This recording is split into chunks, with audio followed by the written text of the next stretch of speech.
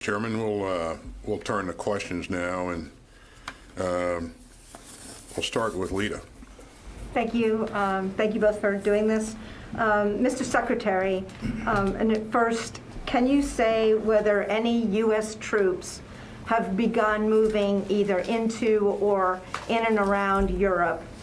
And if not, can you give us an idea when that might happen? And then secondarily, how much risk is it to send additional U.S. troops to the eastern flank? Russia, even today, has said they see little room for compromise right now.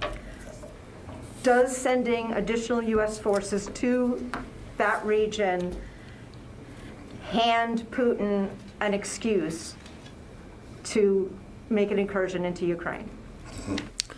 Well, thanks, Lita. You know, I think you can assume that any time that we think about troop movements, we always consider the impact that that's going to have on leaders' minds and their decision making. I just make 2 points, and you raised this earlier.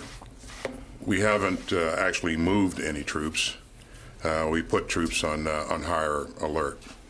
And the second point that I would make, Lita, is that even if and when we do move troops, the purpose of those troops deploying would be to reassure allies or directly in support of NATO or both. So I think that, again, before we make any decisions on readiness or movement of troops, we always take those things into mind, what other leaders, the impact on other leaders. Yeah, I just echo what the Secretary said. We haven't deployed anybody. We haven't moved anybody yet.